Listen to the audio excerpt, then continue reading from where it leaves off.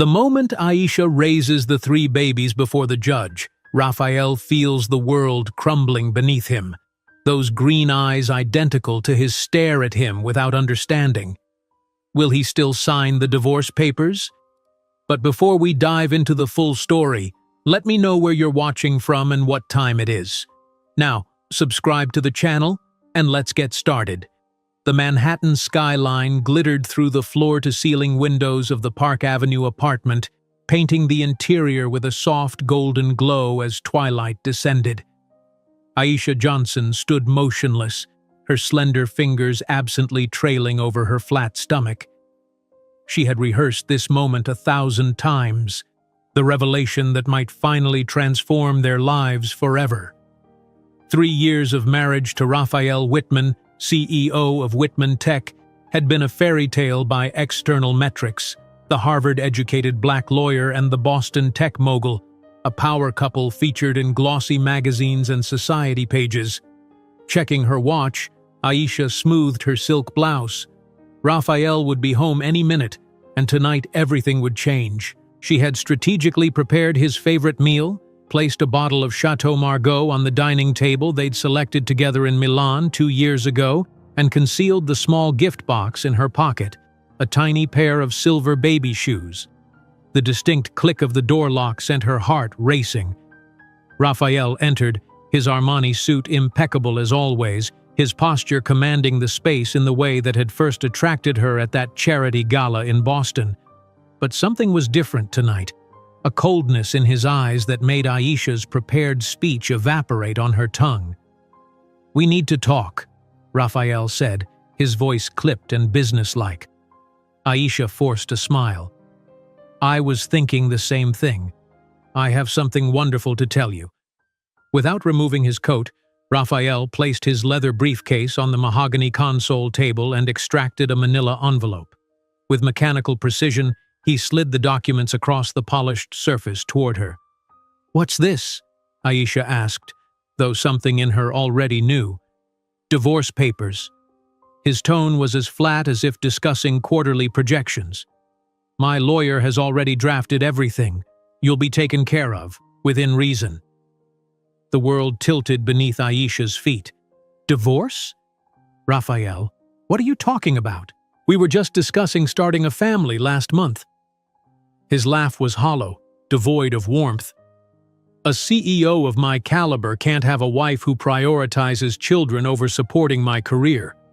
I need someone by my side at functions, not someone preoccupied with fertility appointments and maternity leave." Aisha's mind raced, struggling to reconcile the man before her with the one who had held her hand through 3 rounds of IVF treatments.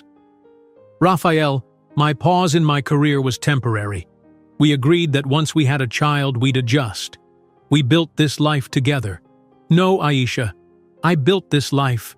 Raphael's voice hardened. "You and those frozen embryos are a burden I can't carry anymore." The casual cruelty of his words struck her like physical blows. Flashes of their wedding day in the Hamptons intruded upon the nightmare unfolding before her, Raphael's voice steady as he promised to love her through better or worse, his eyes shining with apparent sincerity. "You can't mean this," she whispered, her hand instinctively moving to her abdomen, protecting a secret he'd never know. Raphael closed his Louis Vuitton briefcase with a definitive click. "I've been considering this for months. Those business trips to Chicago, San Francisco, Seattle. I was meeting with firms that better align with Whitman Tech's future." "Firms?" Aisha's voice cracked. "Or women?" His silence was answer enough.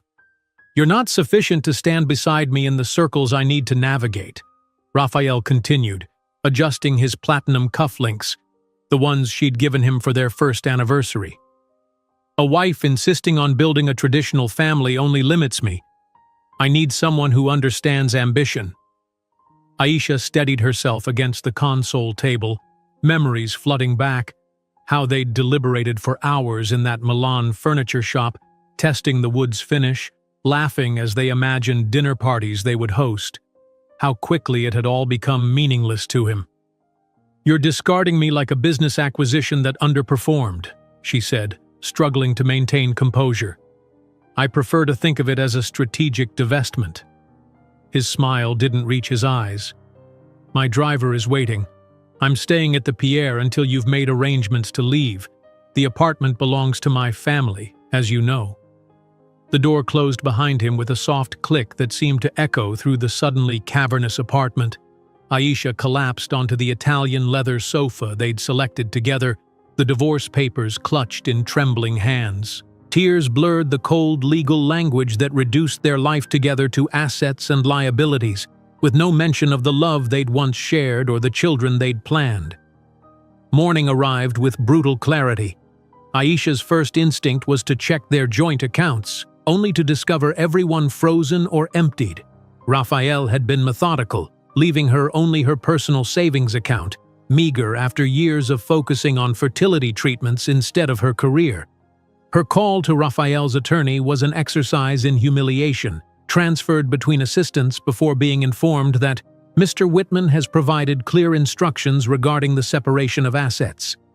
By afternoon, the nightmare had crystallized into something even more terrifying.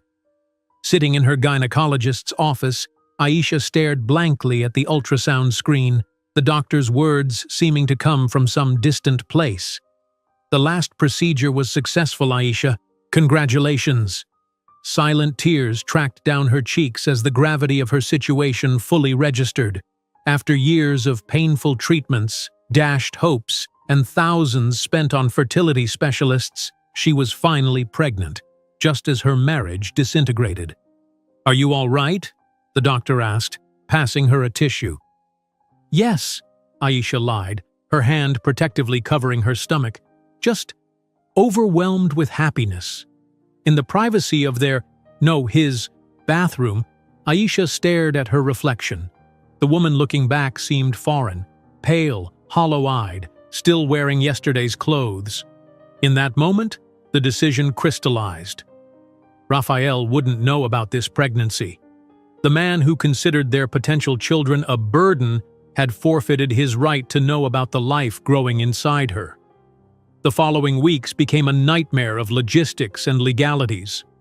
Raphael's lawyers, a phalanx of Harvard and Yale graduates with tailored suits and practiced condescension, presented a divorce settlement that would leave her with a fraction of their joint assets, despite her having put her own promising legal career on hold to support his ambitions.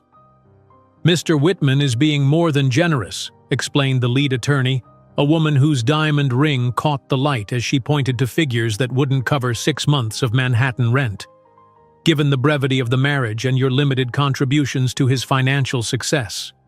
Limited contributions. As if the late nights reviewing his contracts, hosting dinners for potential investors, and postponing her own career advancement were meaningless. As if the physical and emotional toll of fertility treatments, undertaken at his insistence that a Whitman heir was non-negotiable, counted for nothing. 30 days. That's all she had to vacate the apartment that had been their home. Medical bills continued arriving. The fertility clinic, prenatal vitamins, her first obstetrician appointment carefully scheduled at a clinic in Brooklyn to avoid Raphael's social circle. With her savings rapidly dwindling, Aisha found a small one-bedroom in Brooklyn. The building had no doorman, the elevator frequently malfunctioned, and water stains marred the ceiling, but it was all she could afford while navigating the divorce and unexpected pregnancy. To survive, she took contract legal work, often concealing her pregnancy during interviews. Nights became a blur of reviewing documents until exhaustion claimed her, while days were consumed by contentious divorce proceedings where she was characterized as an opportunist seeking to capitalize on the Whitman fortune. During a routine 16-week checkup, the universe delivered one final twist. "Ms. Johnson, I'm seeing something interesting here," the technician said, moving the ultrasound wand across Aisha's growing belly. "Let me just confirm, yes, there's baby 1, baby 2, and baby 3. 3? Aisha whispered, the room suddenly spinning. Triplets, all with strong heartbeats. The momentary joy evaporated under a tidal wave of panic.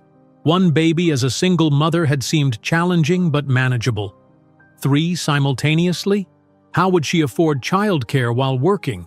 Where would they all live in her tiny apartment? One rainy afternoon, after a particularly humiliating hearing where Raphael's attorney suggested she had engineered her pregnancy for financial advantage, Aisha trudged up the stairs to her apartment, soaked and defeated. Water dripped from her hair onto the cracked linoleum floor as she caught her reflection in the bathroom mirror. Swollen eyes, disheveled appearance, the slight curve of her 4-month pregnant belly beginning to show beneath her damp blouse. Something inside her broke. Great, heaving sobs racked her body as she slid down against the bathroom wall, the contrast between her former life and current reality too stark to bear. For minutes or hours, she couldn't tell, she surrendered to despair. Then, in the midst of her breakdown, something shifted. The tears stopped abruptly, replaced by a strange calm. Rising slowly, Aisha wiped her face and looked again at her reflection, now with dry, resolute eyes. He said I'm not enough? That I'm a burden? An obstacle to success? She whispered to her reflection, hands cradling her belly where 3 lives grew. I'll prove him wrong. About everything. I'll build something so magnificent that when he looks back, he'll see the greatest mistake of his life. That night, instead of crying, she opened her laptop and began sketching plans for what would become Johnson Legal Solutions. Not just a law firm, but a revolution in how minority-owned technology startups navigated the American corporate landscape. Aisha couldn't possibly imagine that 12 years later she would be standing in a luxurious ballroom in Los Angeles, accepting the title of Businesswoman of the Year, watching the same man who had abandoned her begging for a chance to know the children he had rejected before they were even born. That night, instead of crying, Aisha began plotting her future, one that would redefine success on her own terms. As morning light filtered through the thin curtains of her Brooklyn apartment, she remained at the kitchen table, surrounded by pages of notes and legal research. Her body ached from sitting in the uncomfortable chair all night, but her mind buzzed with newfound purpose. The jarring sound of her phone broke her concentration. Another text from Raphael's lawyer, demanding she sign the insulting divorce settlement. She silenced it without responding and returned to her plans. 3 days later, Aisha stood in front of the dilapidated building that housed her new apartment. A far cry from the Park Avenue luxury she'd grown accustomed to, the 5-story walk-up in Brooklyn had peeling paint and a front door that required a forceful shove to open. Inside, the elevator displayed an out-of-order sign that looked permanent. 4th floor, Aisha muttered to herself, eyeing the narrow staircase with apprehension. Her hand instinctively moved to her still barely visible pregnancy as she began the climb, pausing halfway to catch her breath. The apartment itself was exactly what her dwindling savings could afford. A 1-bedroom unit with cracked linoleum flooring, yellowed wallpaper, and a kitchenette barely large enough for a mini refrigerator. The bathroom sink leaked, creating a constant rhythmic dripping that would become the soundtrack to her nights. "Home, sweet home," she whispered bitterly, setting down her single suitcase, all she'd managed to take from the life she'd built with Raphael. Her designer clothes, collected over years of attending galas and corporate functions as Mrs. Whitman, remained in the Park Avenue closet. They belonged to a different woman anyway. The first bill arrived before she'd even unpacked. The fertility clinic's letterhead, once a symbol of hope, now mocked her with its 5-figure balance. Soon after came the prenatal vitamin prescriptions, the obstetrician's invoice, the hospital registration fee. Aisha spread them across the wobbly kitchen table, performing calculations that never balanced. Her savings would last 3 months, perhaps 4 if she was exceptionally frugal. After that, she shook her head, refusing to follow that thought to its conclusion. Instead, she opened her laptop and began searching for temporary legal work. Her resume, once impressive enough to earn her a corner office at a prestigious Manhattan firm, now had a conspicuous 3-year gap where she'd put her career on hold to support Raphael's ambitions. The first interview was at a small law firm specializing in real estate transactions. Aisha wore a navy pantsuit, one of the few professional outfits she'd taken from their apartment, and deliberately stood rather than sat when the interviewer invited her to take a seat, hoping the loose jacket would conceal her changing body. "Your background is impressive, Ms. Johnson," the partner said, reviewing her credentials. "Harvard Law, clerkship with Judge Goodwin. But what have you been doing these last 3 years?" Aisha had prepared for this. "I was consulting on special projects while expanding my knowledge base in corporate technology law." Not a lie, precisely. She had spent countless evenings reviewing Whitman Tech contracts, offering insights that Raphael's team often incorporated without acknowledgement. "And you're looking for temporary work, not a permanent position?" "For now, yes. I value flexibility as I develop my own practice." Another half-truth. She couldn't commit to full-time employment when she'd soon have 3 infants to care for, a detail she carefully omitted. 2 hours later, she emerged with a 3-month contract to review real estate documents, work she could mostly complete from home at a fraction of her former salary. Back in her apartment, Aisha lined up prenatal vitamins on the bathroom shelf, then stepped back to study her reflection.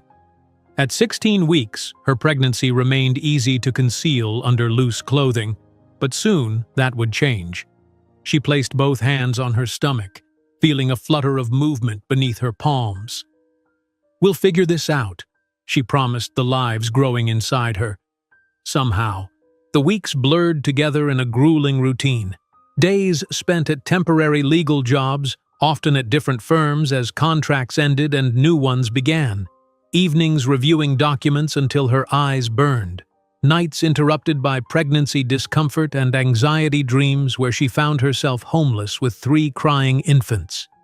Her routine medical checkup at 16 weeks brought news that momentarily stopped her heart.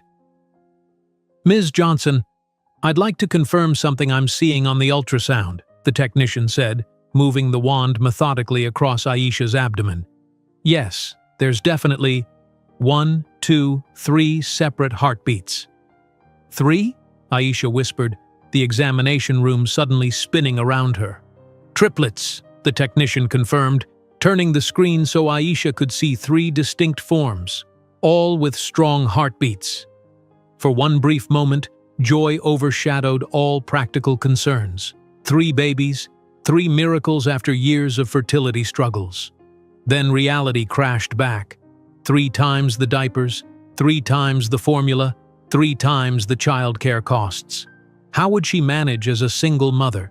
Where would they all sleep in her tiny 1-bedroom apartment? "Are you all right?" the technician asked, noticing Aisha's pallor. "Yes," she lied, blinking back tears. "Just surprised."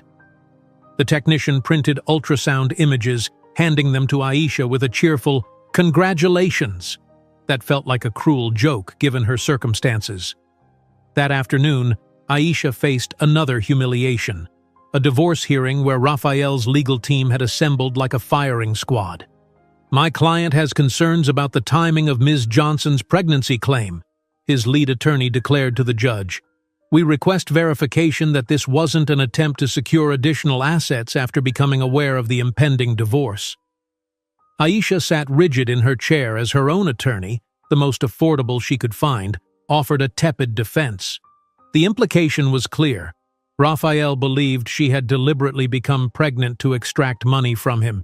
She'd never felt so utterly alone, surrounded by legal professionals discussing her body and her choices as if they were simply inconvenient contractual clauses. Rain pounded the pavement as Aisha left the courthouse, her discount store umbrella immediately inverting in the wind. Soaked and defeated, she trudged up 4 flights of stairs to her apartment, each step requiring monumental effort. Inside, she peeled off her wet clothes and caught her reflection in the bathroom mirror. Swollen eyes, limp hair, the growing curve of her belly visible beneath her camisole. In that moment, the full weight of her situation crushed down on her. Pregnant with triplets, nearly broke, professionally adrift, legally besieged. Something inside her shattered, Sobs tore from her throat as she slid down against the bathroom wall, hugging her knees as tightly as her growing belly would allow. The contrast between her former life, respected attorney, corporate wife, Park Avenue resident, and her current reality was too stark to bear. For what felt like hours, Aisha surrendered to despair, her cries echoing in the small bathroom. Then, almost as suddenly as it had begun, the storm passed. A strange calm descended, accompanied by a clarity she hadn't experienced since Raphael first placed those divorce papers on their mahogany table. Rising slowly, Aisha wiped her face and stared at her reflection with new eyes. "He said I'm not enough," she whispered, voice gaining strength with each word. "That I'm a burden, an obstacle to his success." Her hands cradled her belly protectively. "I'll prove him wrong, about everything." The promise resonated in the small bathroom like an oath. "I'll build something so magnificent that when he looks back, he'll see the greatest mistake of his life." That night, instead of collapsing into exhausted sleep, Aisha opened her laptop and began researching. If traditional law firms wouldn't hire a pregnant woman, perhaps there was another path. She identified a growing need in the market, minority-owned technology startups struggling to access quality legal representation they could afford. What if she offered her services on a different payment model? What if, instead of demanding retainers these fledgling companies couldn't afford, she accepted small equity stakes in their businesses? Most would fail, but some might succeed spectacularly. By dawn, Aisha had outlined the foundation of Johnson Legal Solutions.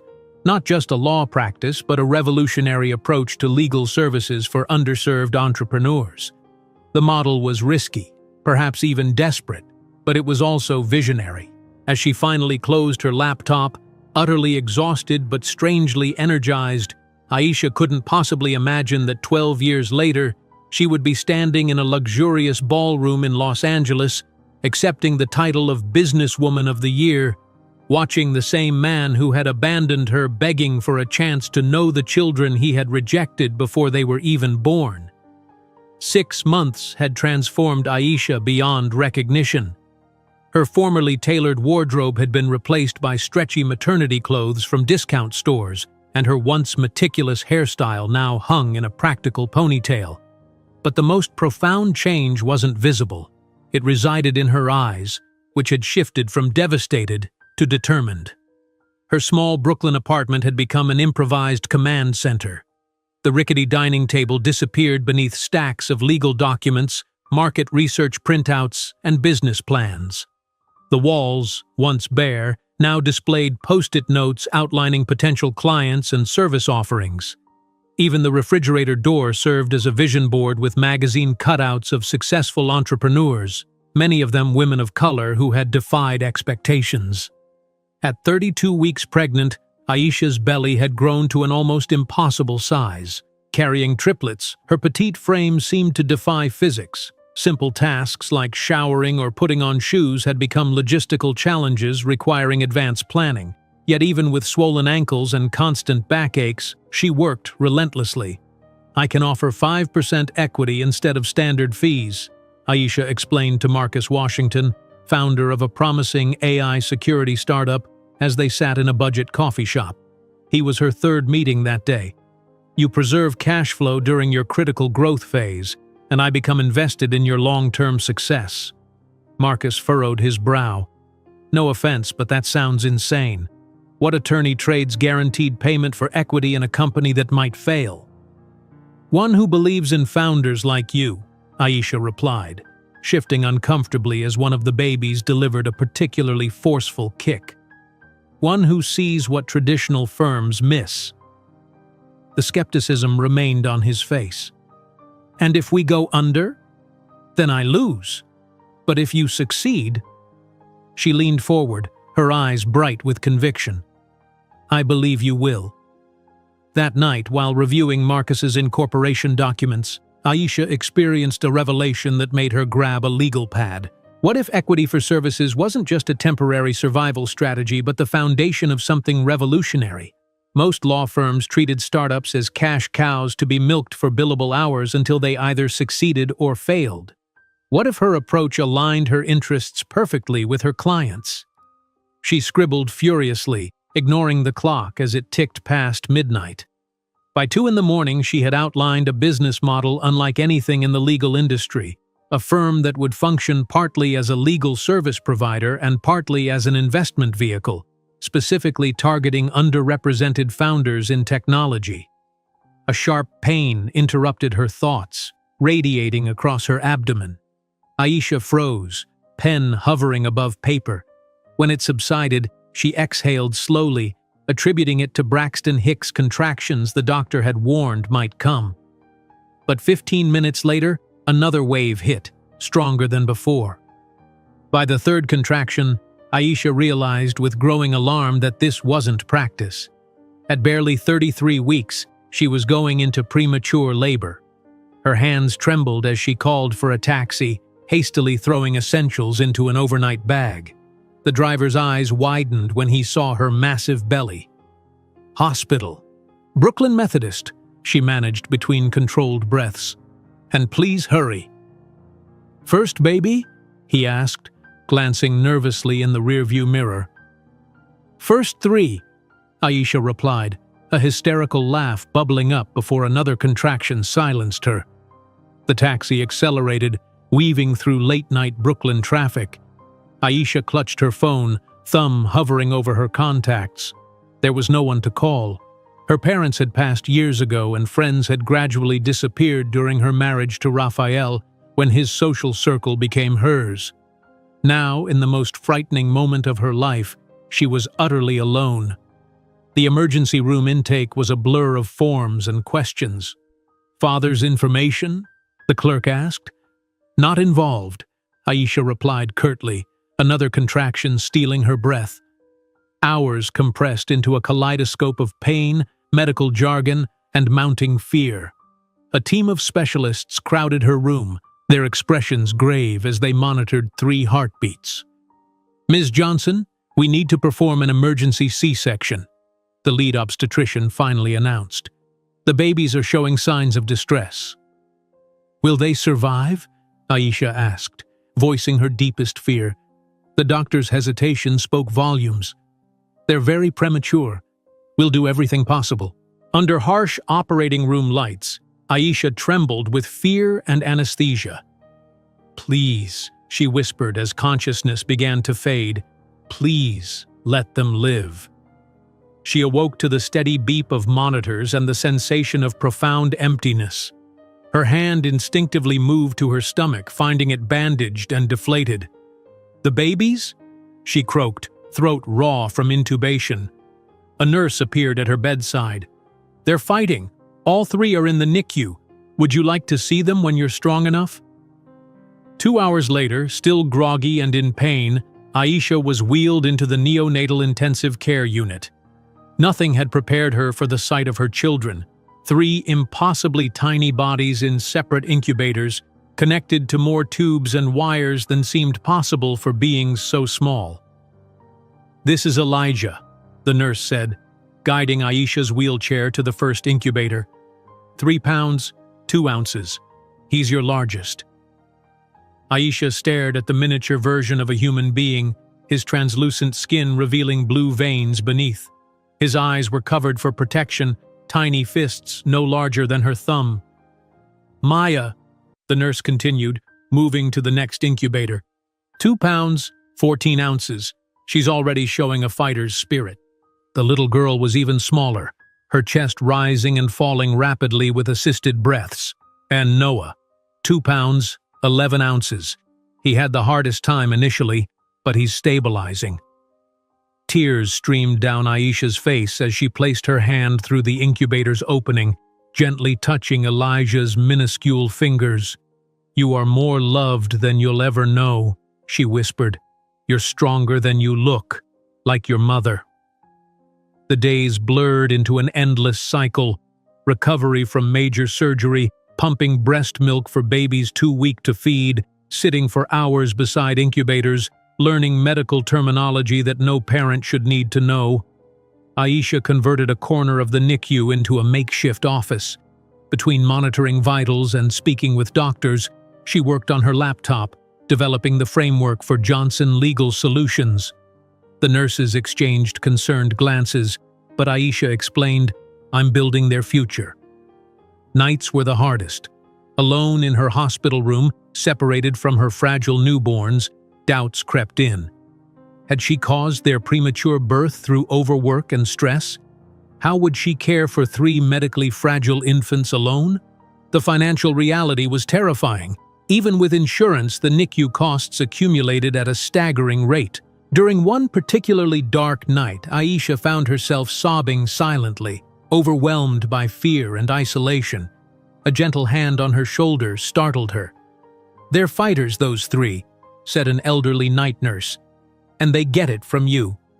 Those simple words became a lifeline. Gradually, the babies gained strength. Maya was the first to breathe unassisted. Noah finally opened his eyes, revealing unfocused but perfect brown irises. Elijah grasped Aisha's finger with surprising strength. When the hospital social worker appeared with birth certificate forms, Aisha didn't hesitate. "Father's name? Leave it blank," she replied firmly. "You understand that later it can be difficult to—" "There is no father," Aisha interrupted. "Just me." After 6 weeks of round-the-clock medical care, the day arrived when all 3 babies, now still small but significantly stronger, were cleared to go home. Aisha stared at her apartment with new eyes, suddenly aware of how woefully unprepared it was for triplets. The nursery she'd hastily assembled consisted of 3 second-hand bassinets crammed into the bedroom, leaving barely enough space for her own bed. As she settled the sleeping infants, a courier delivered an envelope bearing the Whitman family's legal firm's insignia. Inside was Raphael's final divorce settlement offer, a check for an amount that might have seemed generous to some, but represented a fraction of what she had contributed to their marriage. Attached was a confidentiality agreement prohibiting her from ever discussing their relationship or his abandonment. Aisha studied the documents, then deliberately tore the check into tiny pieces. She flipped over the confidentiality agreement and began writing on its blank reverse side, outlining the next phase of Johnson Legal Solutions. That night, while 3 miracle babies slept nearby, Aisha worked with renewed purpose. With Maya cradled in one arm, laptop balanced precariously, she drafted emails to potential clients. When Noah fussed, she rocked his portable bassinet with her foot while reviewing a startup's term sheet. As Elijah needed feeding, she rehearsed her pitch for an upcoming meeting. The exhaustion was bone deep, but her determination burned brighter than ever. Looking at her 3 tiny fighters, Aisha whispered, "We're going to build something extraordinary, something that will change everything. And someday, you'll know that we did it together."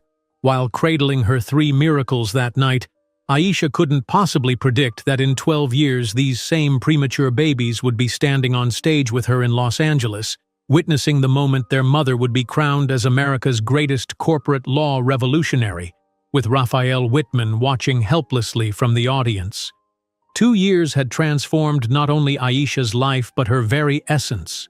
The woman who once moved through Manhattan's elite social circles now navigated a different world entirely, one of her own creation. On a crisp autumn morning, Aisha Johnson stood before a weathered brick building in Brooklyn, adjusting the carrier strapped to her chest where 18-month-old Noah dozed peacefully. In her right hand, she clutched a set of keys. In her left, she balanced Maya on her hip while Elijah clung to her leg, peering curiously at their surroundings. "This is it," she whispered, more to herself than to the toddlers. "Our new beginning." The small commercial space had previously housed a failing travel agency. The faded lettering still ghosted the window beneath the freshly painted sign, Johnson Legal Solutions. Inside, the space was modest, barely 700 square feet with scuffed hardwood floors, water stains marking one corner of the ceiling, and windows that rattled when trucks passed on the street below. But it was hers. The first tangible manifestation of the vision that had sustained her through the darkest days. "Let's get you three settled," Aisha murmured, guiding her little tribe to the corner she'd prepared the night before. A colorful playmat covered the floor, surrounded by a portable fence containing toys selected for quiet engagement, soft blocks, board books, and stuffed animals. As the triplets explored their new domain, Aisha surveyed what would become her workspace. A second-hand desk purchased from a closing law firm, a chair with slightly frayed armrests, and a refurbished laptop, her most significant investment after rent. The contrast to her former corner office with its mahogany furniture and Central Park views couldn't have been starker. The doorbell chimed, announcing her first visitor. "Ms. Johnson? I'm James Carter," said a young black man in his early 30s, dressed in a shirt that had seen better days but wore confidence like a well-tailored suit. "We spoke about my AI security application?" "Please, call me Aisha," she replied, gesturing toward the client chair while quickly checking that the triplets remained contained in their play area. "And yes, I've reviewed your business plan." James eyed the children with surprise. "I didn't realize you'd have your kids here." "They're part of the package," Aisha replied matter-of-factly. "Now tell me more about how your algorithm identifies network vulnerabilities." As James explained his concept, Aisha found herself fully engaged, despite Maya beginning to fuss in the corner. Without breaking eye contact with her potential client, she reached into the diaper bag, extracted a teething toy, and handed it to her daughter, a maneuver perfected through necessity. "Everyone says the same thing," James concluded with frustration. "Great concept, but no established law firm will represent me without substantial upfront payment. Money I don't have yet." "That's precisely the problem I'm addressing," Aisha explained, her voice steady despite Elijah now attempting to climb the playpen fence. "Traditional firms want guaranteed income. I'm interested in partnerships." She outlined her unconventional proposal: comprehensive legal services in exchange for a small equity stake. When James looked skeptical, she added, "I don't need money now. I need partners who'll succeed spectacularly later." After James left, with a signed agreement granting Johnson Legal Solutions 3% equity in his fledgling company, Aisha allowed herself a moment of satisfaction, her first official client. As the afternoon waned, Noah's cry interrupted her documentation. All three triplets were now awakening from their synchronized nap, a harmonized chorus of demands filling the small office. Aisha moved between them with practiced efficiency, changing diapers on a mat beneath her desk, distributing snacks from containers prepared before dawn, and murmuring reassurances. A distinguished gray-haired man passing by slowed to observe through the window, his expression a mixture of confusion and curiosity at the sight of a professional woman conducting business while simultaneously managing three toddlers. When their eyes met, Aisha didn't look away or apologize with her expression. Instead, she nodded confidently, as if daring him to question her unorthodox approach. That night, after the triplets finally surrendered to sleep in their shared bedroom, Aisha hunched over her laptop at the kitchen counter, the apartment illuminated only by a cheap desk lamp.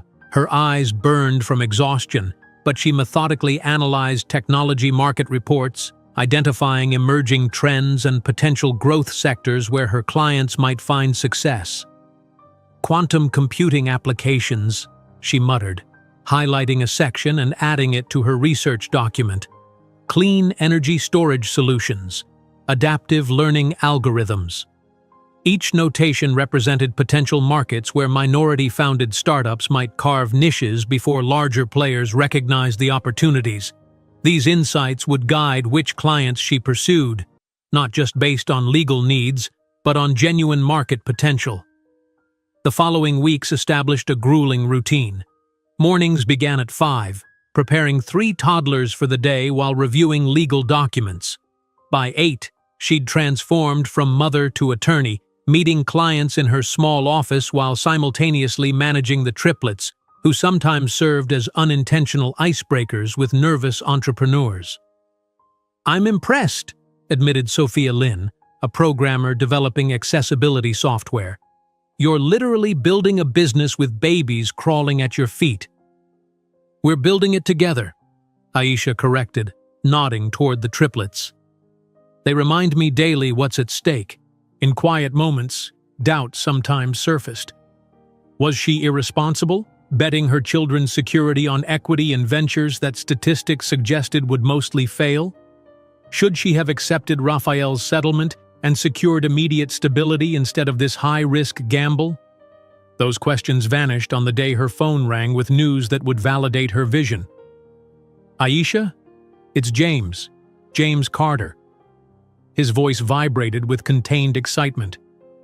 Secure AI just closed acquisition terms with Micronet.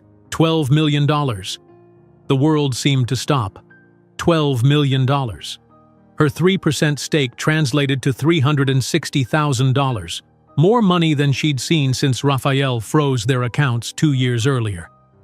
"Congratulations, James," she managed, her voice steady despite the thundering of her heart. "You've earned this." After ending the call, Aisha sat perfectly still, allowing the significance to wash over her. Then, without warning, tears began streaming down her face, not of sorrow, but profound relief. For the first time since those divorce papers slid across their mahogany table, financial catastrophe no longer loomed as an imminent threat. That evening she splurged on takeout from the Thai restaurant whose menu she'd memorized but never ordered from. As the triplets experimentally prodded pad Thai with chubby fingers, Aisha allowed herself to envision the next phase. The following week she interviewed Mariana Rodriguez, a competent administrative assistant whose resume showed promise, but whose warm interaction with the triplets during the interview proved decisive. "I can manage the documentation and help with them," Mariana offered, correctly interpreting Aisha's greatest need. "My sister has twins. I understand the logistics." With her first hire secured, Aisha negotiated to expand into the vacant commercial space next door, physically manifesting the growth of her vision.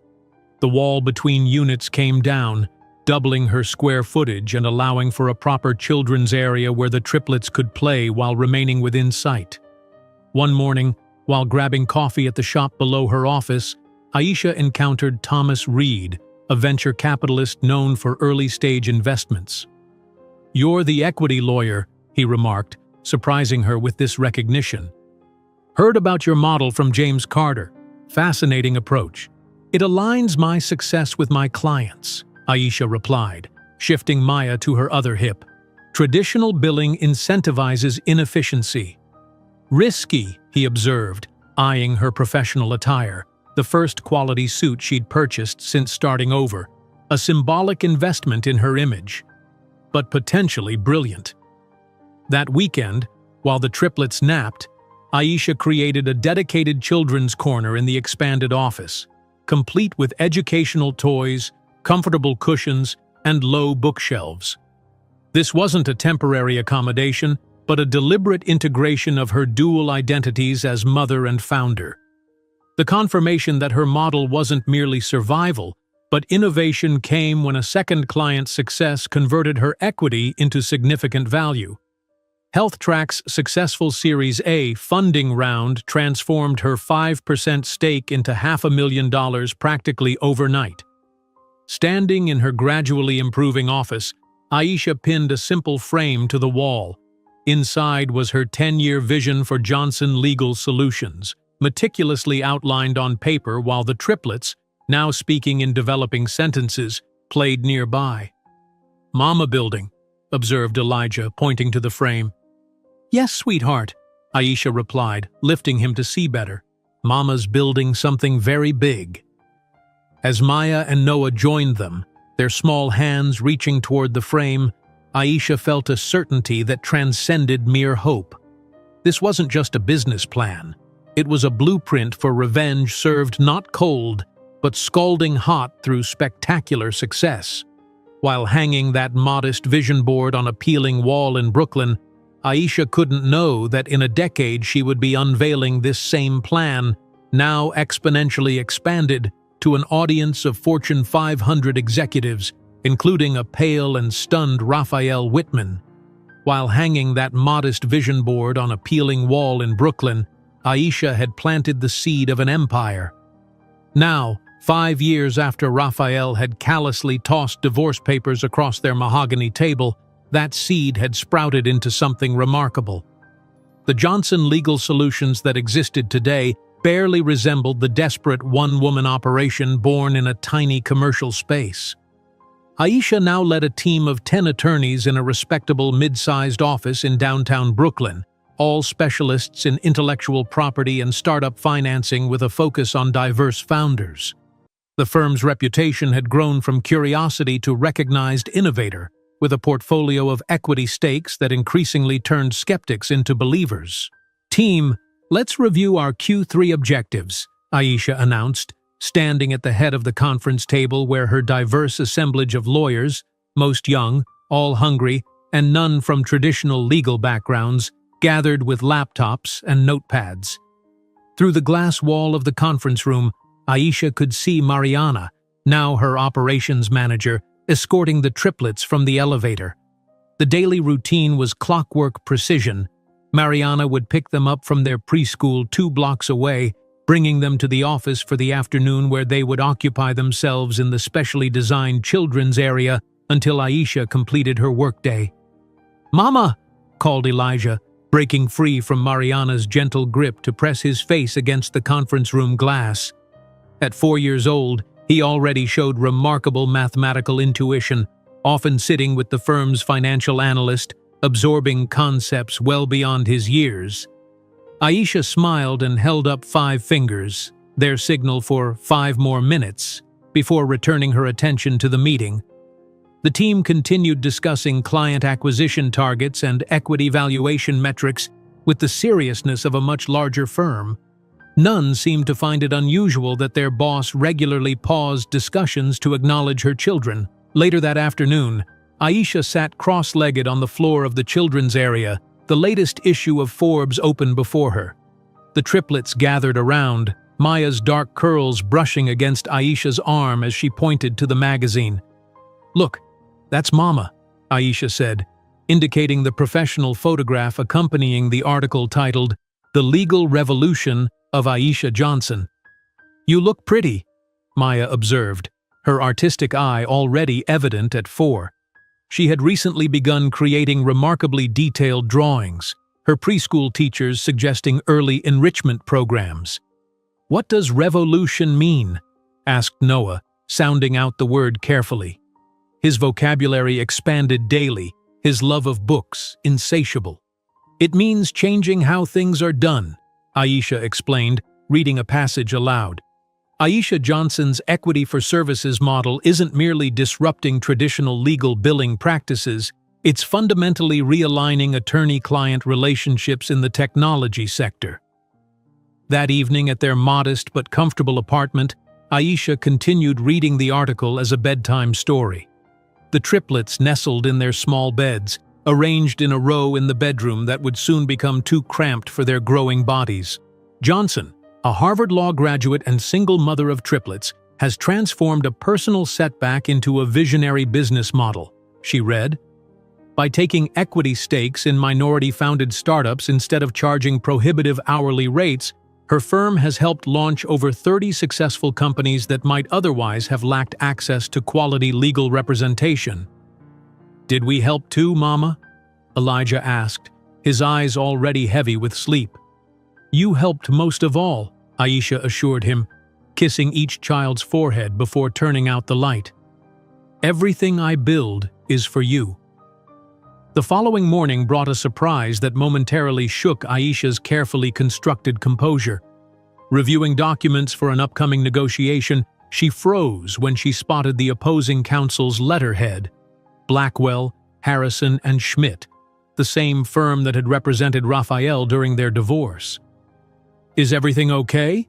asked Diana Chen, her most senior associate, noticing Aisha's unusual stillness. Aisha carefully refolded the document, keeping her expression neutral. "Perfectly fine. We'll just need to be exceptionally prepared for this meeting." She didn't share the personal connection. how these same attorneys had once painted her as a gold digger, how they had facilitated the financial strangulation that nearly destroyed her while pregnant with triplets. That history would remain private, but it would fuel her preparation with an intensity her team rarely witnessed. 3 days later, Aisha entered the gleaming downtown conference room where representatives from Blackwell, Harrison, and Schmidt waited, alongside their client, a large technology corporation attempting to acquire one of Johnson Legal Solutions' promising client startups. "Gentlemen," Aisha greeted, her tailored navy suit, affordable but impeccably fitted, a statement of professional seriousness. "Shall we begin?" The opposing attorneys, 3 white men in their 50s with identical haircuts and monogrammed cufflinks, barely concealed their dismissive glances. They had clearly expected an easy negotiation, perhaps anticipating the grateful acquiescence of a small-time lawyer representing a minority founder desperate for a payout. "Ms. Johnson, our offer is quite generous," began the lead attorney, sliding a document across the table. "Your client should be pleased with these terms." 2 hours later, the atmosphere in the room had transformed completely. Aisha had methodically dismantled every disadvantageous clause, identified 3 regulatory compliance issues their legal team had overlooked, and presented a counter-proposal that protected her client's intellectual property while still making the acquisition attractive. "I believe we need to reconsider our position," the lead attorney finally conceded, loosening his tie slightly. "Perhaps we should reconvene tomorrow after consulting with our client." The victory was sweeter than Aisha could express publicly. As she gathered her documents, she caught the reluctant respect in their eyes, the same men who had once treated her as an inconvenience to be managed on Raphael's behalf. Back at her office, the champagne flowed freely, apple juice for the triplets in plastic champagne flutes, as the team celebrated their victory against a legal powerhouse. "To David defeating Goliath," toasted Diana, raising her glass. "To changing the game," Aisha countered, her smile containing multitudes of meaning only she fully understood. That evening, her accountant presented a valuation update that brought tears to Aisha's eyes. The equity stakes Johnson Legal Solutions had accumulated over the past 5 years, many initially dismissed as worthless paper, now represented a portfolio valued at several $1,000,000. "Your initial clients are succeeding beyond expectations," he explained, indicating a chart of exponential growth, particularly in AI security and sustainable technology sectors. While the triplets slept, Aisha stood at her living room window gazing toward Manhattan. In the distance, the lights of the city where she had once felt utterly defeated now seemed like a constellation of possibilities. Elijah was showing remarkable aptitude for coding, already creating simple programs on the child-friendly computer they'd purchased. Maya's artwork had been selected for a citywide exhibition of gifted children. Noah devoured books meant for children twice his age, asking questions that sometimes left his teachers speechless. A week later, Aisha welcomed an unexpected visitor to her office, James Chen, founder of Horizon Ventures, and one of the most respected early-stage investors in New York. "Your reputation precedes you," Chen said, declining coffee as he surveyed the office with evident curiosity. "Your equity portfolio has outperformed several established venture funds. We select clients based on potential, not ability to pay," Aisha explained, aware of the triplets watching curiously from their play area. "It aligns our incentives perfectly." Chen nodded thoughtfully. "I've been following your progress. Your model isn't just working, it's thriving. I'd like to discuss a potential partnership." The conversation that followed would alter Johnson Legal Solutions' trajectory dramatically. Chen offered significant capital for national expansion, with one caveat: "I want to accelerate your growth, but I won't dictate your mission." "I maintain majority control," Aisha stated firmly, "and our focus on diverse founders remains non-negotiable." "Agreed," Chen replied, extending his hand. "I'm investing in your vision, not attempting to change it." 2 weeks later, Aisha stood in an empty office space in a sleek building in Manhattan, glass windows offering a panoramic view of Central Park. The real estate agent discreetly stepped away, allowing her a moment to absorb the significance of the location. As Aisha signed the lease agreement, she caught sight of a familiar building in the distance, the Park Avenue apartment where Raphael had once declared her insufficient for the circles he needed to navigate. The irony wasn't lost on her as she confidently scrawled her signature, claiming this space for Johnson Legal Solutions' Manhattan headquarters. While observing the Manhattan skyline from her new office, Aisha didn't know that 3 years later, Raphael Whitman would be forced to pass daily in front of the imposing Johnson Legal Solutions sign on his way to his own company, which was beginning to lose relevance to the legal powerhouse his ex-wife had created. While observing the Manhattan skyline from her new office, Aisha felt a strange sense of completion. The journey from that tiny Brooklyn storefront to this glass-walled sanctuary in the heart of financial power represented more than professional success. It embodied her personal metamorphosis. 8 years had passed since Raphael's devastating abandonment. The Johnson Legal Solutions of today bore little resemblance to its humble origins. The firm now occupied 3 gleaming floors in a prestigious Manhattan address, with additional offices in Chicago and San Francisco. What had begun as a desperate gamble had evolved into a business model studied at the same Harvard Business School where Aisha had once earned her law degree. "Ms. Johnson, your 9 o'clock is here," announced her executive assistant through the intercom. Aisha swiveled away from the panoramic view of Manhattan, smoothing the lapel of her Givenchy suit, purchased without a second glance at the price tag. A far cry from the days when she'd scoured discount stores for professional attire that could accommodate her pregnant body. "Send them in," she replied, her voice carrying the quiet confidence that had become her trademark. The boardroom of Johnson Legal Solutions epitomized understated power. A long table of sustainable bamboo dominated the space, surrounded by ergonomic chairs where her senior leadership team, 12 diverse professionals representing the spectrum of American experience, gathered for their weekly strategy session. Third-quarter projections exceed expectations by 17%, reported her chief financial officer, a brilliant young woman who had been her second hire. The Equitech Fund has outperformed every comparable investment vehicle in its class. Aisha nodded, reviewing the figures on her tablet. The firm had evolved beyond legal services into a formidable investment entity, with its portfolio of equity stakes now valued at over $200 million. The model that traditional firms had once mocked as unsustainable had transformed the relationship between legal services and technology startups. Through the glass wall of the boardroom, Aisha caught sight of Mariana, now Chief Operations Officer, escorting the triplets from the elevator.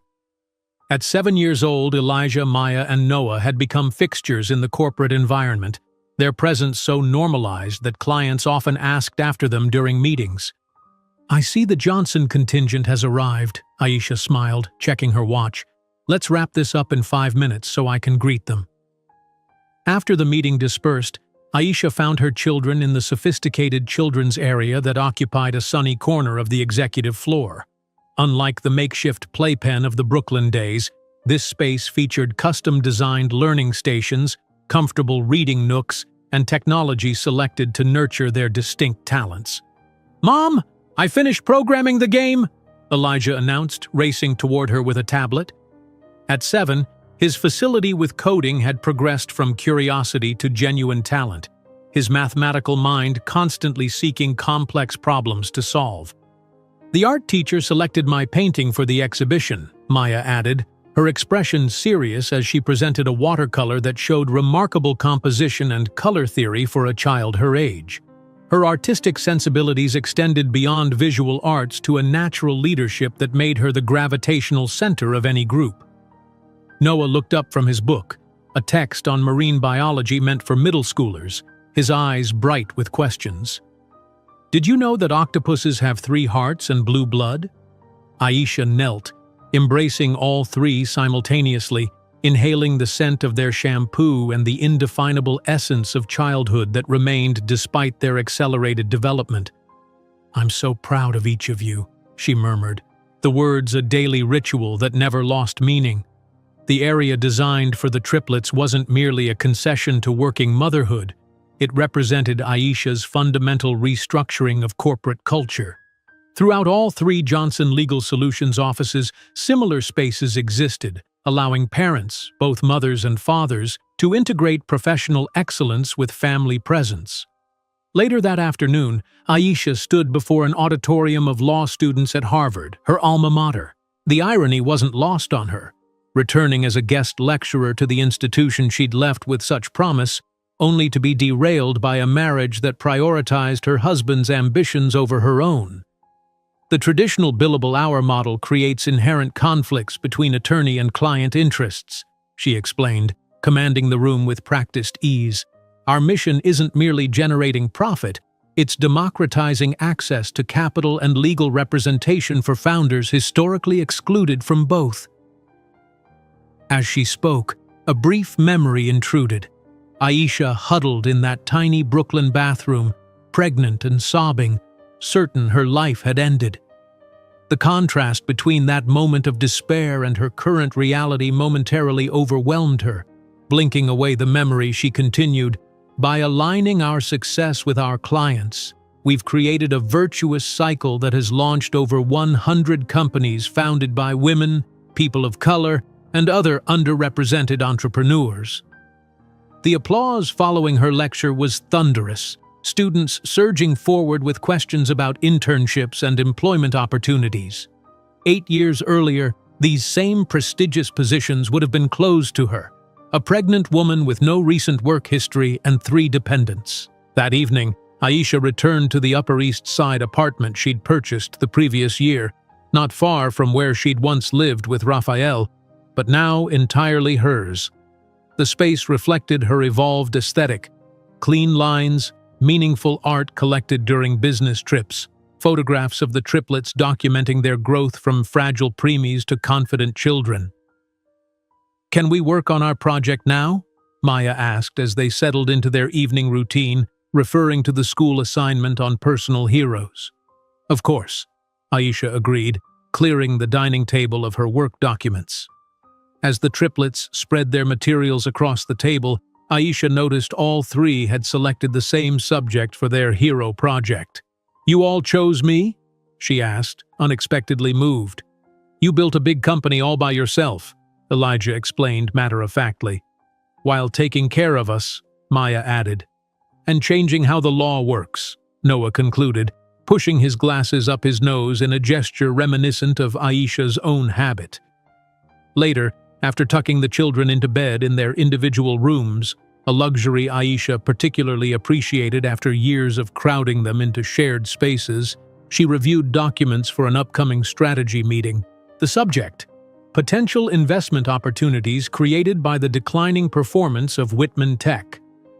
Their latest product launch failed to meet projections by 42%, noted her senior investment analyst in the briefing. Market share has declined for the 3rd consecutive quarter under current leadership. Aisha maintained a neutral expression, though satisfaction bloomed privately. The company Raphael had once declared too important to be hindered by family obligations was faltering, while the family he'd abandoned thrived. "They seem to have lost direction under current management," observed one of her attorneys in a meeting the following day. Significant talent exodus reported in tech journals. Aisha merely nodded, offering no comment on the struggling company her ex-husband still led.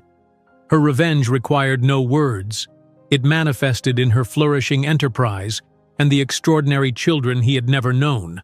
The vindication extended beyond business. That weekend, Aisha received the latest issue of Business Week featuring her on the cover, "Aisha Johnson and the Legal Revolution: How a Single Mother Transformed the Startup Legal Landscape." The accompanying photo showed her in a power stance, triplets arranged around her, a family portrait doubling as a corporate statement. The article detailed her journey without mentioning Raphael by name, though industry insiders would recognize the reference to personal setbacks transformed into professional innovation. That evening, Aisha attended a charity gala at the Metropolitan Museum of Art, wearing a custom Dior gown that emphasized her athletic figure, maintained despite her punishing schedule through pre-dawn workouts. As she navigated the social elite, accepting invitations to join boards and speaking engagements, she recalled Raphael's cruel dismissal.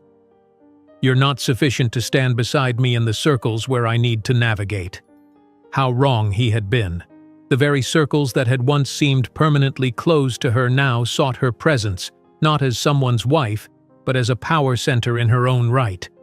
Later that night, after the triplets had fallen asleep, Aisha made an anonymous donation to the fertility clinic that had helped her years before, enough to fund treatments for 10 women facing financial barriers to motherhood. The symmetry felt right, channeling success back to the beginning of her journey. While shining in the social circles that Raphael had once said she would never be suitable for, Aisha didn't imagine that in just 4 years she would be face to face with him again, not as the rejected wife, but as the woman who had redefined the very game he thought he dominated.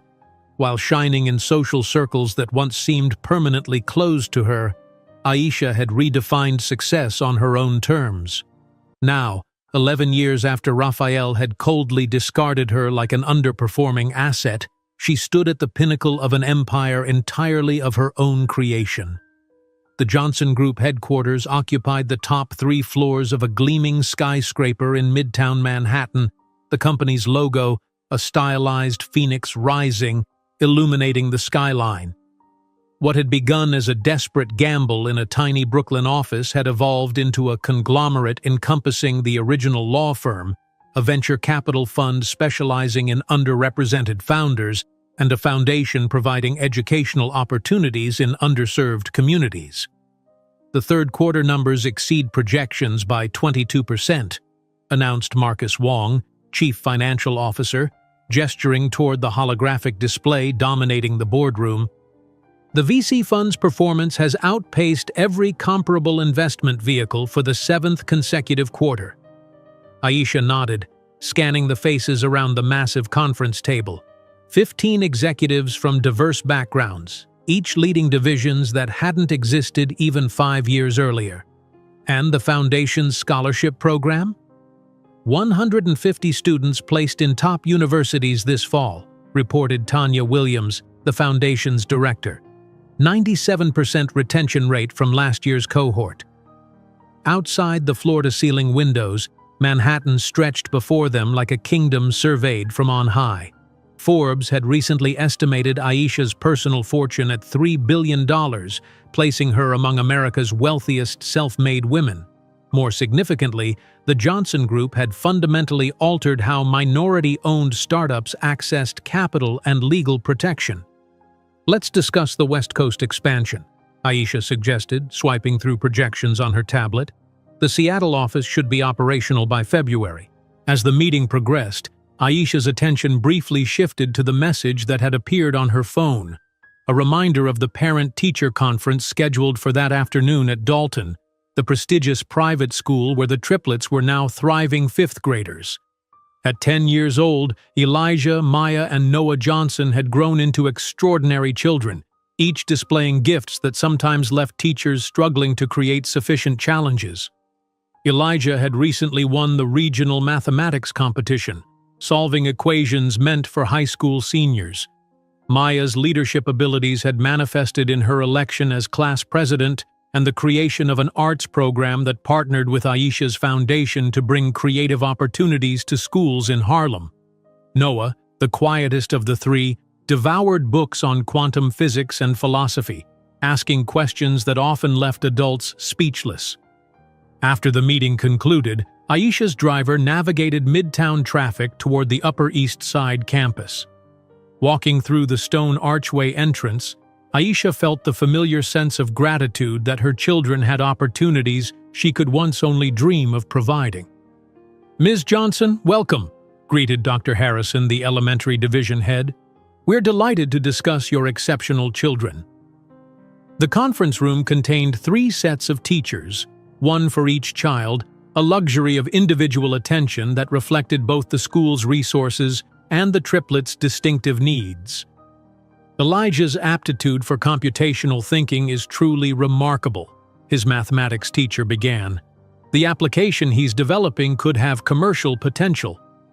Maya's social intelligence complements her artistic gifts, added her advisor. She mediates conflicts among peers with unusual sophistication and empathy.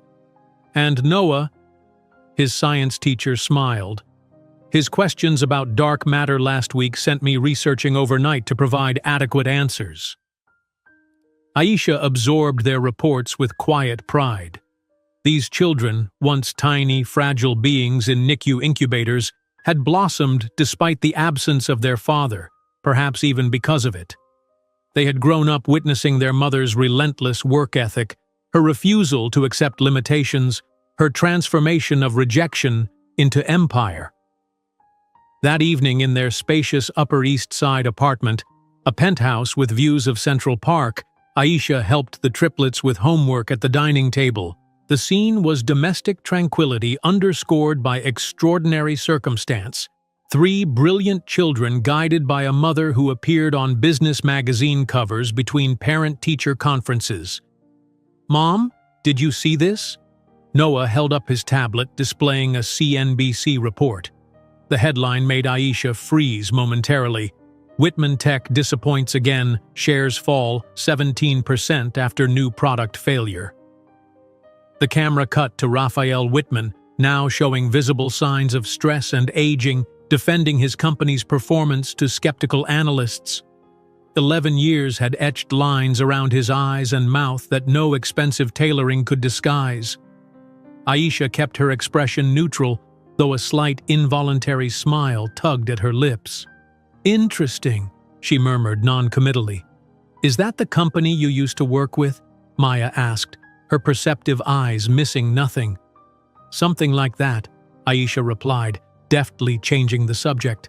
"How's your science project coming along?"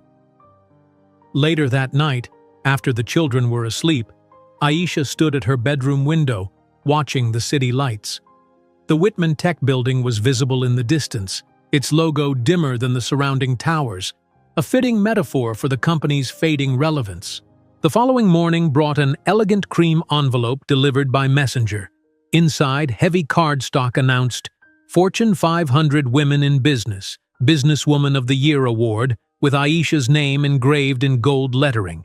The accompanying letter informed her that she had been selected to receive the prestigious honor at a gala in Los Angeles the following month.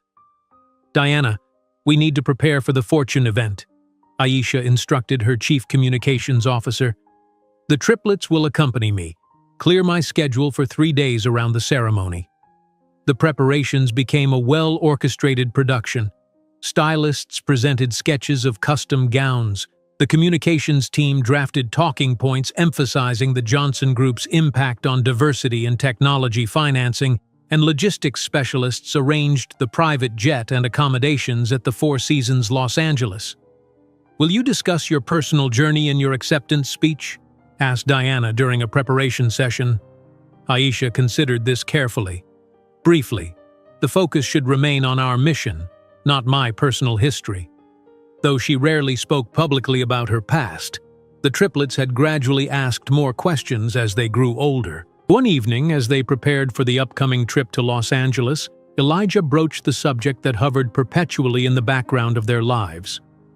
"Mom, will we ever meet our father?" he asked during dinner, his direct gaze so similar to her own. Aisha set down her fork, giving the question the respect it deserved.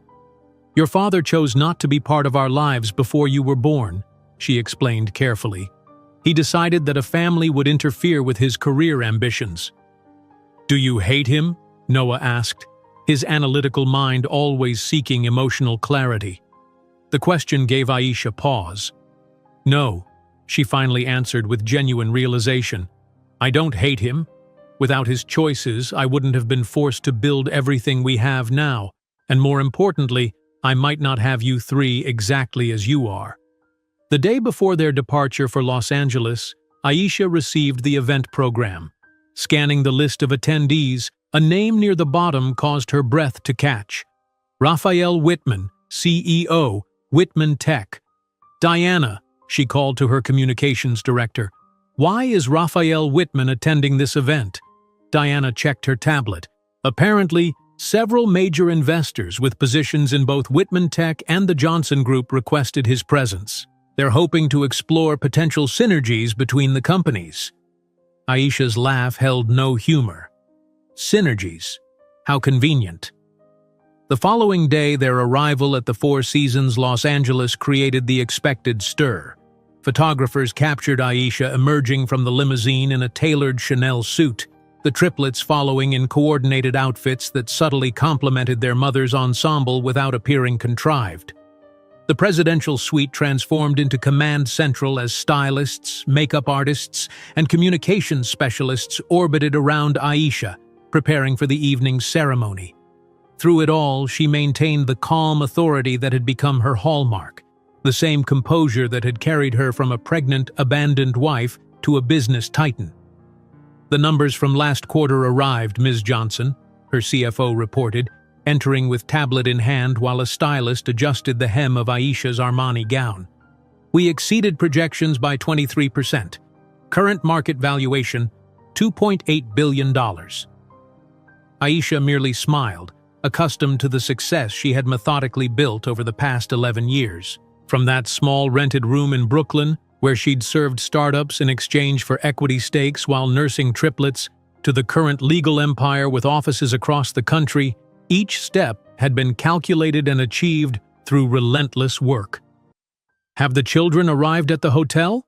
she asked, referring to her 10-year-old triplets, Elijah, Maya, and Noah, exceptional children who had grown up in the corridors of her company, among nannies, private tutors, and the fierce dedication of a mother determined to compensate for their father's absence. "They're in the lobby with Ms. Rodriguez.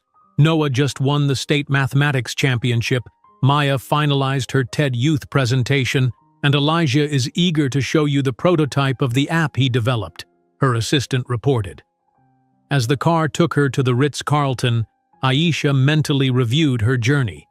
From abandoned pregnant wife to CEO of a billion-dollar company, she had transformed each rejection into fuel. Her firm now employed over 500 people, managed a technology investment fund valued at $1.5 billion, and was recognized as the primary accelerator for diverse startups in America. Upon arriving at the hotel, she was received like corporate royalty. Executives, investors, and politicians competed for her attention as she advanced along the red carpet, unaware that in minutes she would face the past she had worked so hard to overcome. Upon arriving at the hotel, Aisha was received like corporate royalty. The Ritz-Carlton ballroom glittered with crystal chandeliers and floral arrangements that perfumed the air with subtle opulence. As she navigated through the crowd, executives, investors, and politicians competed for her attention, each eager to claim a connection to the woman Forbes had recently declared the new face of American innovation. At the main table, Aisha engaged in easy conversation with the Microsoft CEO and an influential senator, her poise suggesting she had always belonged in these circles. The triplets, seated beside her in impeccably tailored formal wear, drew admiring glances. Their composure remarkable for 10-year-olds suddenly thrust into a room filled with America's business elite. "Mom," Maya whispered, leaning close to Aisha's ear, "that man hasn't stopped staring at us since we sat down." Aisha followed her daughter's discreet nod across the ballroom. Time seemed to freeze as her eyes locked with a gaze she hadn't encountered in 11 years. Raphael Whitman sat among Whitman Tech executives, his expression a complex mixture of shock and disbelief. Though the years had added silver at his temples and lines around his eyes, he remained unmistakable to her, the man who had once declared her insufficient for his ambitions. Their silent exchange lasted only seconds, but Aisha perceived the exact moment when Raphael's attention shifted from her to the 3 children at her side. She watched understanding dawn across his face as he registered the unmistakable resemblance. 3 pairs of green emerald eyes, identical to his own, staring back with innocent curiosity. The color drained from his face as the mathematical reality became clear. These poised, intelligent children were precisely the age that aligned with their divorce. "Is everything okay, Mom?"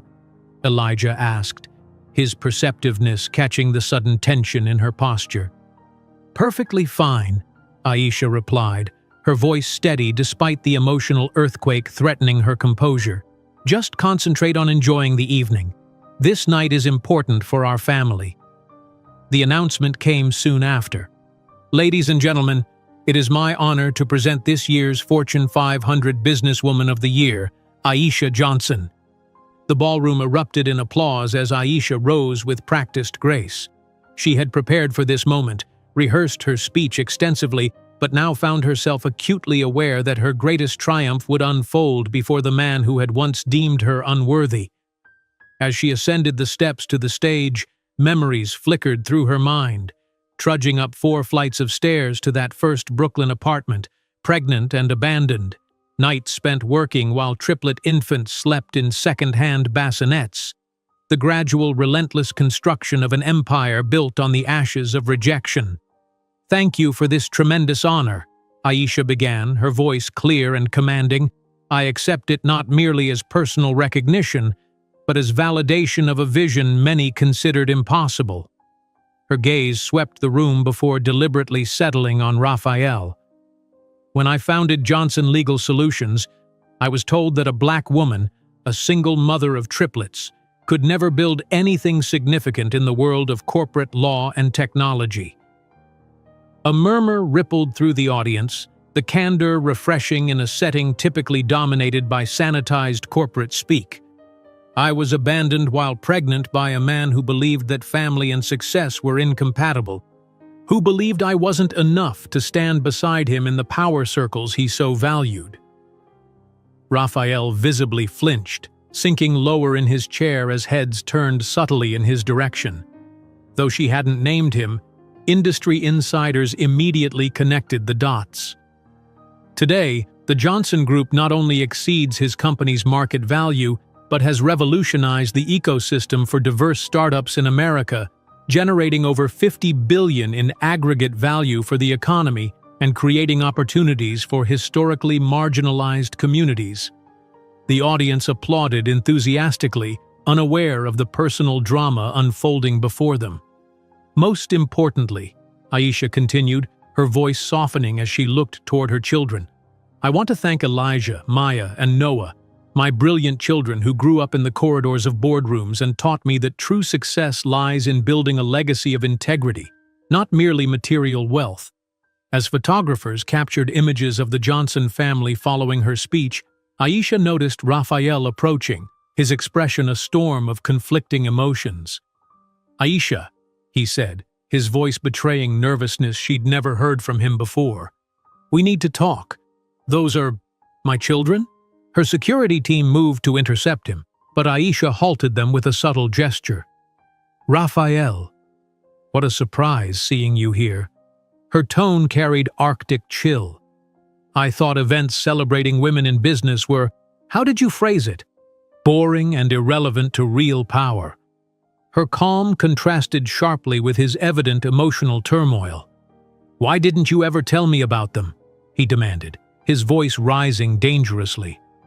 "I did tell you," Aisha replied with controlled precision. "They were inside me when you threw divorce papers across our table and said they were a burden you couldn't carry. I merely respected your decision." Their exchange began attracting attention. Investors, journalists, and executives observed the tense interaction between 2 titans of the business world, sensing drama beneath the polite veneer. "My lawyer will be contacting you to discuss my rights," Raphael threatened, attempting to regain control of the situation. Aisha smiled with devastating serenity. "Interesting how you mention rights now, when you abandoned all responsibilities. But please, contact my office. My consultation fees begin at $15,000 per hour. Or perhaps you'd prefer to speak with my public relations department? I'm certain the story of how the great Raphael Whitman abandoned his pregnant wife carrying triplets would fascinate Forbes and the Wall Street Journal." The veiled threat hung in the air as the triplets approached, curious about the stranger engaging their mother in such intense conversation. "Who is he, Mom?" Noah asked, his observant eyes missing nothing. Raphael stared at his son with almost painful intensity, seeing his own reflection in the boy's features. "An old business acquaintance," Aisha answered smoothly. "Nothing important. Come, we have the celebration dinner waiting." As she guided her children away, leaving Raphael paralyzed amid curious onlookers, Aisha experienced a strange mixture of triumph and melancholy. The empire she had built, the exceptional children she had raised, everything Raphael had rejected now stood before him, magnificent and unreachable. The following morning, while Aisha prepared for their return flight to New York, her phone buzzed continuously with notifications. A reporter had connected the dots: Raphael Whitman and Aisha Johnson's previous marriage, the triplets' age matching the divorce timeline, and the unmistakable physical resemblances. By noon, business publications were running the story with variations of the same headline: Tech CEO Whitman confronted by ex-wife and unknown heirs at Fortune Awards ceremony.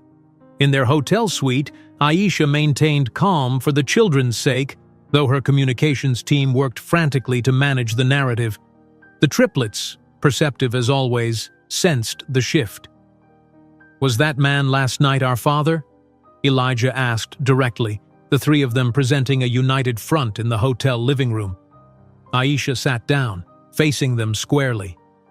"Yes, that was Raphael Whitman. He's your biological father." "Why hasn't he been in our lives?" Maya asked, her emotional intelligence seeking the truth behind the absence. "Because he chose not to be," Aisha answered honestly. "Before you were born, he decided that his career was more important than having a family." "Does he want to know us now?" Noah questioned, analytical as always. "I believe he does," Aisha admitted, "but that doesn't mean you need to know him. That choice belongs to each of you." As they boarded the private jet back to New York, Aisha gazed out the window, knowing that the controlled narrative she had maintained for 11 years had irrevocably changed. The clean separation between her past with Raphael and her present as a business icon had collapsed in a single evening of unplanned confrontation. While observing the California coastline disappear beneath the clouds, Aisha didn't perceive that the media storm erupting around them was merely the prelude to an even more dramatic confrontation, one that would force both her and Raphael to finally reckon with the true cost of his abandonment and her spectacular rise from its ashes. While observing the California coastline disappear beneath the clouds, Aisha's phone lit up with a breaking news alert. The headline made her breath catch. "Exposed. Tech CEO Raphael Whitman's secret family revealed at Fortune 500 Gala." She quickly turned the screen away from the triplets, who were occupied with their tablets across the private jet's cabin. By the time they landed in New York, the story had erupted into a full-blown media firestorm. A tenacious investigative reporter had connected seemingly disparate threads into an explosive narrative. Aisha Johnson and Raphael Whitman's previous marriage, the triplets' age corresponding precisely with their divorce, and the unmistakable Whitman green eyes that all three children possessed. "Ms. Johnson, your crisis management team is assembled in the conference room," her assistant informed her the moment they entered the Johnson Group headquarters. Even at 7 in the morning, the office hummed with urgent activity, phones ringing incessantly as media outlets worldwide sought comment on the revelation that had sent Whitman Tech's stock plummeting. In the glass-walled crisis room, screens displayed financial channels where commentators dissected the implications with barely concealed relish. One screen showed Whitman Tech shares in free fall, down 17% since the opening bell. "3 board members have requested Raphael's resignation," reported Diana, pushing a tablet across the table. His leadership was already under scrutiny after consecutive failed product launches. This personal scandal may be the final straw. Aisha nodded, her expression carefully neutral despite the turbulent emotions beneath. "Our priority isn't Whitman Tech's corporate governance. It's protecting the children from this media circus." Later that morning, Aisha sat with the triplets in the office of Dr. Eleanor Winters, the family therapist who had guided them through various milestones over the years. "You're probably feeling confused and maybe even angry about what you've learned," Dr. Winters began, addressing the three solemn-faced children. Maya, always the most emotionally direct, spoke first. "Does this mean we'll have to divide our time with him now?" "I don't want to. No one can force you to have a relationship with someone you don't know," Aisha assured her, though legal uncertainties gnawed at her confidence. "He abandoned us before we were even born," Elijah stated, indignation hardening his young features into a startling resemblance of Raphael's board meeting scowl. "Why should we give him anything now?" Noah, ever the analyst, asked the question that penetrated to the heart of the matter. "Why didn't he want us, Mom?" Aisha chose her words carefully, aware that this conversation would shape their understanding of themselves. "Your father made a choice based on his priorities at that time. He valued career advancement and social position above family. That choice reflects on him, not on your worthiness of love." Back at her office, Aisha's executive assistant interrupted her preparation for an emergency investor call. "Raphael Whitman is in the lobby demanding to see you without an appointment." A moment of consideration passed before Aisha nodded. "Send him up. Have security standing by." The Raphael who entered her office bore little resemblance to the confident CEO who had discarded her 11 years earlier. His bespoke suit couldn't disguise the strain evident in his posture, the dark circles beneath his eyes testifying to sleepless nights as his professional and personal worlds collapsed simultaneously. "I came to meet my children," he declared without preamble, remaining standing even as Aisha gestured toward a chair. "Interesting how you say my children now," she replied, leaning back in her executive chair. 11 years ago, they were just embryos frozen in a fertility clinic that were interfering with your career trajectory." "I was young and stupid," Raphael countered, his voice lacking its usual boardroom authority. "I didn't understand what I was throwing away. Now I want to be part of their lives." "Part of their lives," Aisha repeated contemplatively. "You missed their first steps. You missed when Elijah broke his arm at 5 and cried all night. You missed when Maya performed her first piano recital at 7 and needed a father to applaud her. You missed when Noah had pneumonia at 9 and spent 2 weeks in the hospital." Each example landed like a precise blow, Raphael's expression crumbling further with each missed milestone. "I can compensate them," he insisted, desperation edging into his tone. "We'll give them my surname officially. I'll establish university funds." "They already have funds for any university they choose," Aisha interrupted calmly. "And they proudly carry my surname. As for compensation, do you really think money is what they need? My children travel by private jet, Raphael. The Johnson Group is currently valued at 3 times Whitman Tech's market capitalization." The reality struck Raphael like a physical blow. He had nothing material to offer that Aisha hadn't already provided in abundance. "What do you want then?" he asked, defeat evident in his slumped shoulders. "Revenge? To watch me suffer?" "That's the difference between us, Raphael," Aisha responded, rising from her chair. "I didn't build my life around you, neither to impress you nor for revenge. I built my life despite you. True liberation wasn't surpassing your financial worth or proving you wrong. It was the moment I realized you had become irrelevant to my story." That evening, Aisha gathered the triplets in their home's comfortable living room. With Dr. Winters present for support, she explained more fully the circumstances of their birth, Raphael's absence, and her decision to create a strong family without him. "If you want to meet him, I'll support your decision," she stated honestly. "But the choice is entirely yours. No one, not Raphael, not the courts, not public opinion, gets to decide this but you." The following day, a legal notice arrived at Johnson Group headquarters. Raphael was petitioning for paternity rights, DNA testing, and visitation schedule. The document bore the letterhead of Blackwell, Harrison, and Schmidt, the same firm that had represented him during their divorce. "He's desperate," observed Diana, reviewing the filing. "Whitman Tech's largest client just announced they're reconsidering their contract." Aisha remained composed as she considered her response. "Prepare our legal team. The children will not be subjected to his demands unless they choose to engage." "He only wants us now because we're your children," Noah observed perceptively when Aisha carefully explained the legal situation that evening. "If you weren't successful, he wouldn't care." "Perhaps," Aisha acknowledged, "but people can change. What matters is what you three want." After considerable discussion and counsel from Dr. Winters, the triplets reached a surprising consensus. They would meet Raphael once, in a controlled environment, to satisfy their own curiosity rather than his demands. The meeting was arranged in a private room at Dr. Winters' office, neutral territory where the children would feel safe and supported. Raphael arrived 15 minutes early, pacing nervously while clutching a shopping bag filled with carefully selected gifts. When the door opened and the triplets entered with Aisha and Dr. Winters, Raphael froze, suddenly face to face with three young versions of himself. The resemblance he had glimpsed across the ballroom was now undeniable up close.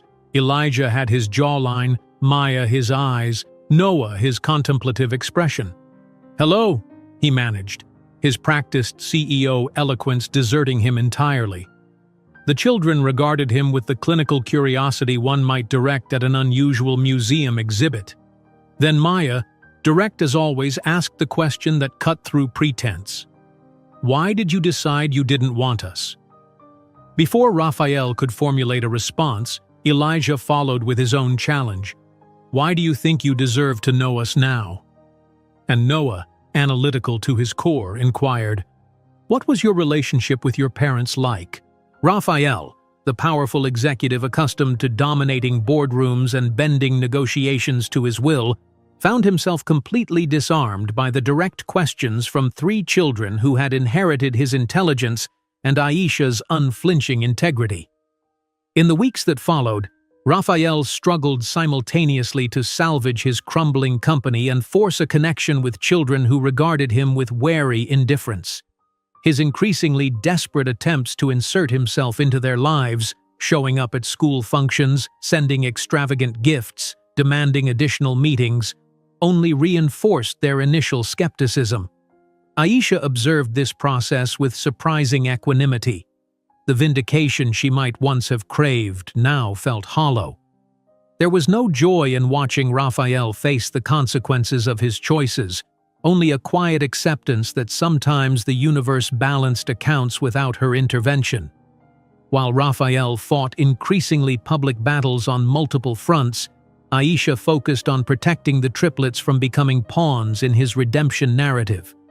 They continued their exceptional academic trajectories, their home life remained stable, and the Johnson Group expanded into international markets. On a spring afternoon, while walking through Central Park with the children after a meeting where the Johnson Group had finalized a historic contract with Microsoft, Aisha spotted Raphael sitting alone on a bench, observing them from a distance. "It's him again," Maya noted. "He looks sad." "People reap what they sow," responded Elijah protectively. "But they can also change and grow," added Noah thoughtfully. Aisha gazed at her children, healthy, brilliant, balanced, and felt profound peace wash over her. The empire she had built, the remarkable children she had raised, the fulfilling life she had constructed, none of it had depended on the man who now watched from afar what might have been his family. "You know," she told her children, "our story was never about him. It was about the four of us, building something extraordinary together." As they continued their walk, leaving Raphael behind, Aisha Johnson, the woman who had transformed abandonment into empire, felt completely and finally free. Not because she had proven her worth to the man who had rejected her, but because she had finally understood a fundamental truth. Her value had never required anyone's validation. As they continued their walk, leaving Raphael behind, Aisha felt a weight lifting from her shoulders. For years, Her success had been the answer to his rejection, each milestone a rebuttal to his cruel dismissal. Now she realized the most powerful response was simply moving forward, unburdened by the past. The crisis at Whitman Tech intensified in the following days.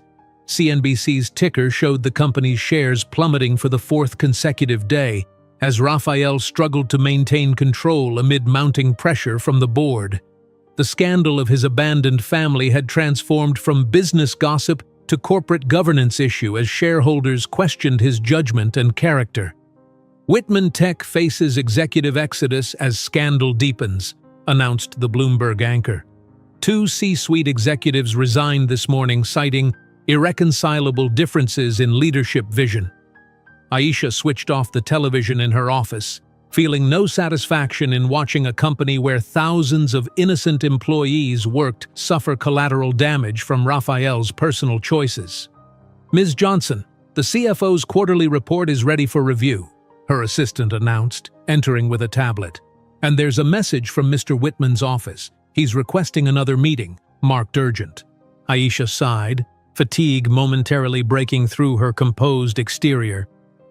"Schedule him for tomorrow morning, early, before the children's science competition." When Raphael arrived at the Johnson Group headquarters the next day, the contrast between their circumstances couldn't have been more stark. Aisha sat behind her expansive desk, fresh from her morning workout, radiating health and confidence in a custom Armani suit. Raphael, despite his still expensive attire, appeared hollow-cheeked and haunted, his tie slightly askew, a telling detail for a man once obsessed with immaculate presentation. "Whitman Tech is in trouble," he stated without preamble, collapsing into the chair opposite her desk. "The board is threatening to remove me. 3 major clients have suspended their contracts pending review." Aisha studied him impassively. "I'm sorry to hear that, but I fail to see how your company's troubles concern me." "They'll listen to you," Raphael said, desperation edging into his voice. "If Johnson Group announced a strategic partnership, it would stabilize investor confidence. You have credibility I've lost." The irony wasn't lost on Aisha. The man who had declared her insufficient for his world now begging for her corporate endorsement. "Let me understand this clearly," she said, leaning forward. "You want me to risk my company's reputation to save yours?" "I'm asking for a chance to salvage something," Raphael replied, his voice barely above a whisper. "Everything's falling apart. The company, my relationship with the children, I've lost everything that matters." "Interesting that you now understand what matters," Aisha observed, 11 years too late. On the wall behind her desk hung 3 framed photographs, the triplets at various stages, as tiny NICU babies connected to monitors, as toddlers playing in her first office, and recently at their science fair victory. Raphael's gaze fixed on these images, evidence of all he'd missed. "I can't change the past," he admitted, the corporate armor fully stripped away. "But maybe there's a way forward that helps everyone." That evening, Aisha convened an extraordinary meeting with her executive team. For hours, they analyzed Whitman Tech's financial position, intellectual property portfolio, and market opportunities. The conclusion was surprising. Despite its recent struggles, the company still possessed valuable assets that could complement the Johnson Group's holdings. A strategic acquisition of key divisions could be advantageous, her CFO acknowledged, but only at the right price and with significant restructuring. Later at home, Aisha discussed the situation with the triplets, maintaining her commitment to transparency about matters affecting their family. "Whitman Tech is struggling," she explained as they gathered in the living room. "Your biological father has asked for our help." "Why should we help him?" Elijah asked, the hurt behind his question evident despite his attempt at a business-like tone. "Not for him," Aisha clarified. "There are thousands of employees whose livelihoods depend on the company, and there might be business advantages for us." "Would we have to see him more?" Maya questioned, her artistic sensitivity making her particularly attuned to emotional undercurrents. Only if you choose to, Aisha assured them. This would be a business decision, separate from personal relationships. Noah, thoughtful as always, posed the question that cut to the heart of the matter. Are you doing this for revenge or for business? Aisha smiled at her son's perceptiveness. A good question that I've asked myself. The answer is, for business, for the employees who didn't choose their CEO, and perhaps, for closure. The following week, Raphael entered the Johnson Group boardroom looking like a man approaching his own execution.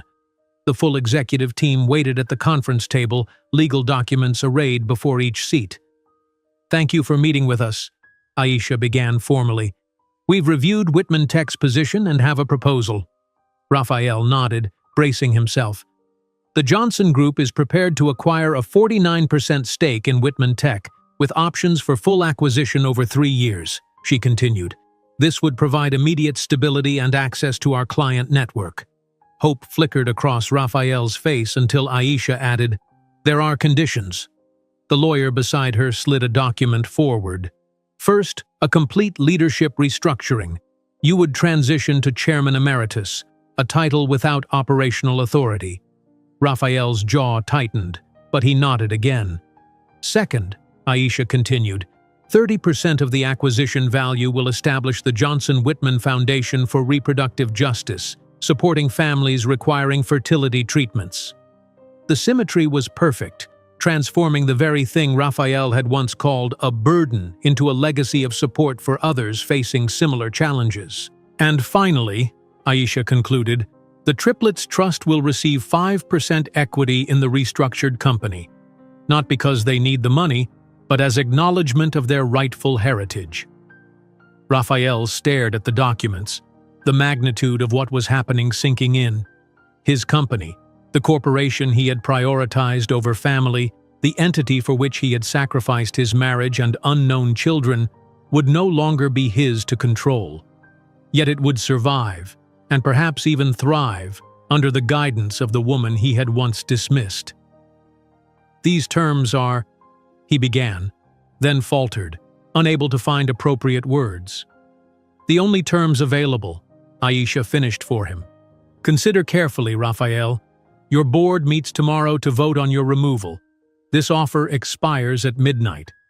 Hours later, alone in her office after the meeting, Aisha stood at the window watching Manhattan's lights flicker to life as dusk descended. The door opened softly behind her. He signed, Diana reported, placing the executed agreements on Aisha's desk, all conditions accepted without negotiation. Aisha nodded, continuing to gaze at the city. Thank you. Please inform the team we'll announce tomorrow. After Diana departed, Aisha remained at the window, experiencing neither triumph nor satisfaction, only a quiet sense of completion. The journey that began with rejection and tears in a bathroom in Brooklyn had come full circle. The empire she had built would now absorb the very company Raphael had once deemed too important for family obligations.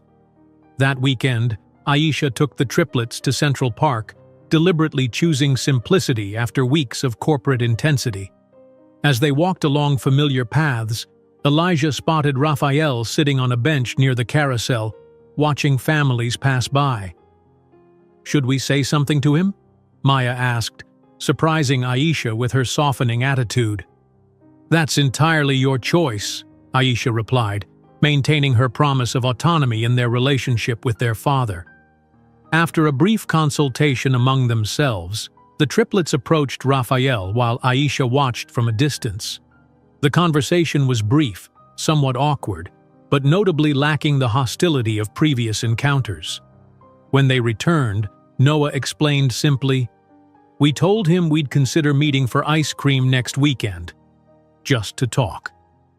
Aisha nodded, respecting their decision without imposing her own feelings. As they continued along the sunlit path, she observed her children, confidently navigating both the park and the complex emotional terrain of their unusual family situation. They were resilient, compassionate, and wise beyond their years, qualities forged through the unique circumstances of their upbringing. In that moment, watching her children walk ahead, Aisha Johnson finally understood that the true victory wasn't in the billions accumulated or in the humbling of Raphael, but in the certainty that the man who had once declared she wasn't enough had become completely irrelevant to the extraordinary story she would continue to write. If you enjoyed today's video, I'm sure you'll love the next one. Don't waste time. Just click on the screen